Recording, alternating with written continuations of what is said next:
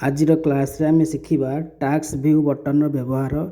Task view को व्यवहार करिकी गोटे एडमिनिस्ट्रेटर अकाउंट रे आमे अनेक गुड़िए डेस्कटॉप को ओपन करि परिबा। देखंतु मोर टास्क बार रे टास्क व्यू बटन टी नाही।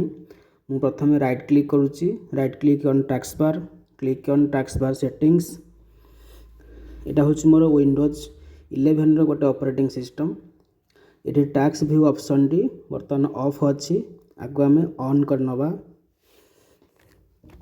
ऑन कला परे हमर विंडोज रो टास्क बार रे टास्क व्यू बटन टा आसी जाइछि। आकु आमे किपर व्यवहार करिबा। एठी आमे डेस्कटॉप 1 शो करूची। तेणु आमे मने कर गोटे प्रोग्राम ओपन करिबा। एठी आमे मने कर नोटपैड प्रोग्राम टी को ओपन कर नबा। एटा आमे ई जो नोटपैड टी ओपन करिसे एटा डेस्कटॉप 1 रे अछि। आमे टास्क व्यू को जिबा।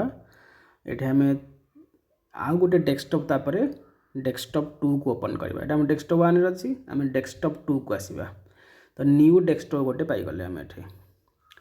देखो डेस्कटॉप बस डेस्कटॉप 2 पाखरे क्लिक कले ई जो डेस्कटॉप आसीला एटा हम हरछि डेस्कटॉप 2। एथिरे नोटपैड फाइल टी नाही काना हम नोटपैड फाइल टा में डेस्कटॉप 1 रे ओपन करिचे। आमे टास्क व्यू माध्यम रे बतने डेस्कटॉप 2 को आसी जाइचे। यदि फोन थरे आमे डेस्कटॉप 1 को आसीबा से नोटपैड फाइल टी शो करिवो। तेनो एटा आमे दीटा डेस्कटॉप ओपन करिचे, गोटे डेस्कटॉप 1 डेस्कटॉप 2। फोन यदि आमे डेस्कटॉप 2 को जिबा, डेस्कटॉप 2 को आसीकी आमे एठे अन्य कोनोसी प्रोग्राम मध्य ओपन करि परिबा।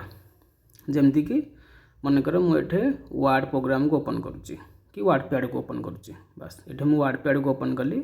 ए वर्ड पैड टा मोर डेस्कटॉप 2 रे अछि।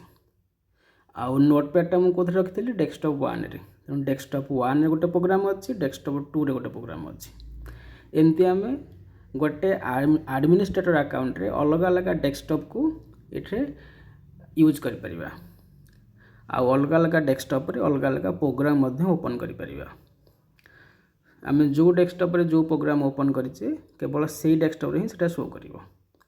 तेणु टास्क व्यू माध्यम रे आमे एमती यूज करि परिबा।